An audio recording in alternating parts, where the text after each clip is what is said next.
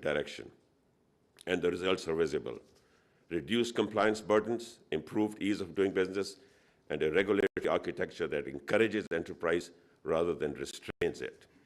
Under your guidance, Prime Minister, our committee focused on three clear goals: removing unnecessary restrictions that block firms from entering public markets, aligning SECP and stock exchange regulations with global best practices in successful, lightly regulated jurisdictions, sending a strong, unmistakable message that Pakistan wants its companies to grow, list, and raise long-term capital at home.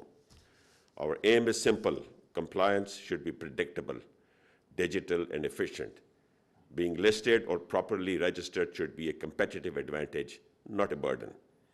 After extensive deliberations, the committee that I chaired has delivered concrete outcomes: over 250 reforms to streamline the Companies Act, elimination of 6 unnecessary special resolutions for listed companies, simplification of 11 resolutions, removing the need for SECP approval, and cutting delays that once frustrated investors. But let me be clear, regulatory reform is not an isolated effort. It is part of a wider transformation guided by 3 pillars: tariff rationalization, regulatory modernization, and export-led industrial revival. Under the new national tariff policy, we are moving towards predictability, competitiveness, and phasing out of arbitrary duties. Under the new national industrial policy, we are prioritizing sectors of the future: artificial intelligence, electric vehicles, green technologies, and advanced manufacturing. And regulatory reform is the foundation that allows all this to succeed. We are rewriting the relationship between the state and the entrepreneur, from suspicion to trust, from control to partnership, from micromanagement to clarity and predictable enforcement. Before concluding, I must acknowledge those who made this journey possible. To you, Prime Minister, thank you for recognizing that freeing the private sector is not just an economic strategy, but the only sustainable path to prosperity. Your leadership has enabled one of the most ambitious reform programs anywhere in the world today. To the Federal Minister for Investment, Mr. Kaisar Ahmed Sheikh, and the team at the Board of Investment, thank you for your tireless efforts and unwavering resolve. To Mr. Scott Jacobs, your professional guidance has been invaluable in helping to build a regulatory ecosystem that is simple, business-friendly, and internationally competitive. To the SECP, led by Chairman Akif Saeed and its Commissioner Muzaffar Mirza, your dedication, your technical expertise, and your commitment to reform have been extraordinary. To the UK Minister of State for Development and the UK High Commissioner, Excellencies, thank you very much for your steady, sincere support. And to your remit team, led by Usman Khan, your contributions across regulatory reform, industrial policy, electric vehicles, women's entrepreneurship, halal beef exports, and vaccine manufacturing have been remarkable. And finally, to the business community of Pakistan, you're the backbone of this economy. You're the engine of our recovery, and you will be the architects of Pakistan's future. Prime Minister, these reforms will be your legacy, and it will outlast mere politics. When our talented, growing population will choose to start businesses at home, grow and support their families and their ambition, they will thank your government and your leadership. That gift alone will be better than anything else a leader can provide. Thank you all. Thank you, sir. Ladies and gentlemen, please welcome the Right Honourable Baroness Chapman, UK Minister of State for International Development. Prime Minister, distinguished ministers, honourable guests, esteemed partners, ladies and gentlemen. This is my first visit to Pakistan and this is my first morning here, but already I can see that Pakistan is full of potential, youthful, entrepreneurial, abundant in natural resources, and at the centre of global trade routes. So it's a real privilege to be with you today as we launch the national regulatory reforms. It's an important part of how Pakistan moves past outdated, burdensome red tape and towards growth and opportunity. I know that the government's economic reforms are making a positive difference to the business community already, including UK investors. Inflation is down to the target range and business confidence is on the rise. This is benefiting the over 200 British companies who operate and invest in Pakistan, with the 6 biggest contributing 1% of Pakistan's GDP. That makes the UK Pakistan's 3rd largest bilateral trading partner and source of foreign direct investment. And through the UK's REMIT programme, we're working on the next stage of Pakistan's macroeconomic reform together, moving from economic stabilisation to sustainable growth. We've collaborated on legislative changes and on 472 reform proposals in total. Today's reforms should lower the cost of doing business for everyone, Pakistani and international companies, and they'll pave the way for more UK investment here in Pakistan. The reforms will break down barriers to investment and development in Islamabad, saving over 23,000 hours of labour for approvals for standalone commercial projects every single year. They'll streamline export certification, eliminating more than 600,000 paper documents, making Pakistan's products more competitive across the world. And they will modernise legislation to remove restrictions that stifle innovation and growth for unlisted companies. In fact, the first 2 packages of reform should have an economic impact of up to 300 billion Pakistani rupees each year, nearly £1 billion, with even greater benefits to come. So saying it is one thing, but measuring progress is another, which is why the Honourable Prime Minister's new Regimeter initiative is vital. It will share progress online and let the private sector give their feedback as well. Growth and opportunity. These are ambitions for UK and Pakistan that we share.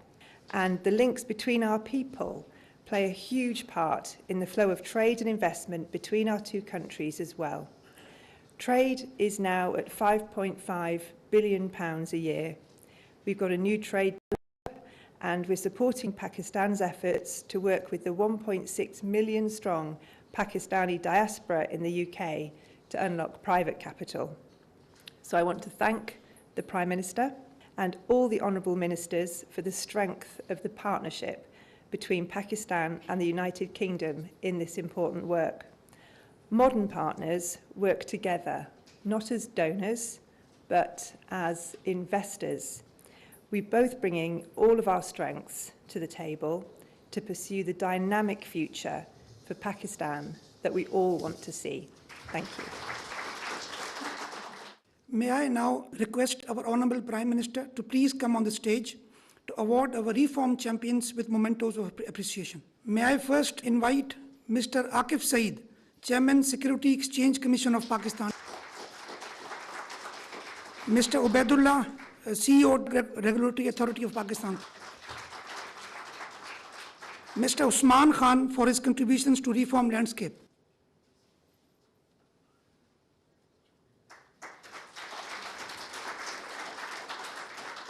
Mr. Scott Jacobs for his informed guidance and unwavering support on this journey. And now, ladies and gentlemen, the official launch of the Regimeter.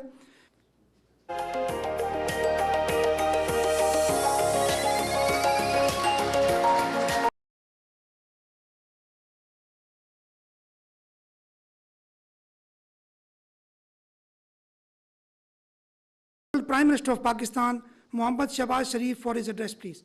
Bismillahirrahmanirrahim. Deputy Prime Minister Ishaq Dar, Right Honourable Baroness Chapman, Minister of State for International Development, United Kingdom, Honourable Federal Ministers, Mr. Harun Akhtar, NC, SAFC, Lieutenant General Sarfraz, Excellencies, Government officials, ladies and gentlemen, Assalamu alaikum, and a very good morning. It's really a great pleasure to be here at this launching ceremony of our regulatory reforms in Pakistan, which has been demand of the people of this country from decades. As I speak, there is a whole lot of burden on potential investors, industrialists, businessmen, and every walk of life who have been suffering immensely at the hands of very cumbersome rules and regulations and procedures. And that had really given a severe blow to our overall economic environment. Ladies and gentlemen, when we took over the reins of this government back in March 2024, our economy was in a very difficult situation. We were at the verge of financial default. Our inflation was galloping and policy rate was crippling. So one could not imagine of any kind of investment in Pakistan, let alone FDIs, and the business in the country was in a turmoil. But we did not lose hope. Of course, these were very scary challenges, right looking into our faces through outstanding teamwork, excellent planning and untiring efforts. I can say today with a sense of relief and sense of achievement that Alhamdulillah Pakistan is economically out of woods. Our mega indicators are wonderful. You must have heard this news about IMF approving Pakistan's $1.2 billion tranche. You have to spill your blood and sweat to achieve your targets and convert your dreams into reality. And this was the commitment, unwavering determination to walk in that very difficult path in the last 1.5 years. And here we are. And today, alhamdulillah, we are now discussing how to now move forward and grow our economy. How to have foreign investment in very, very attractive areas of mutual benefits for countries in Pakistan. Agriculture, IT, mines and minerals. We have a very young population, youth bulge. We are offering them vast opportunities for vocational training, and with the international certification, they will find productive jobs not only in Pakistan but abroad, making Pakistan richer and prosperous. Now this regulatory framework launch, I think, is a quantum jump, and this will facilitate our business community, our industry, our agriculture, FDIs from Europe, from Far East, from Middle East. And this will also take care of immense waste of time and resources, which leads to corruption and nepotism. So I think today is a great day that we are able to now announce and let the nation know, 240 million people, that the government is fully aware of the challenge of the day and they are ready to walk with them with the speed they want us to walk. And then, of course, run, because you cannot run without learning how to walk. So, ladies and gentlemen, I would like to comment on this great team of federal government and, of course, in coordination with provincial governments. And in this behalf, I would like to thank British government, Prime Minister Starmer, Baroness, yourself and your team, and of course our High Commissioner, and of course Harun Akhtar, a very dynamic politician come businessman, and of course all those officers and politicians sitting here and who are not here in this room, who have made this happen, along with International Development UK. And I have to tell you very frankly and very honestly that UK has been a great partner in the progress of Pakistan, like many other friends of Pakistan in the Middle East, Saudi Arabia, UAE. Now we are having a wonderful relation with the United States of America, and I think we are looking forward to a wonderful time of mutual cooperation. UK has been a wonderful partner, and their focus on social sector has been outstanding.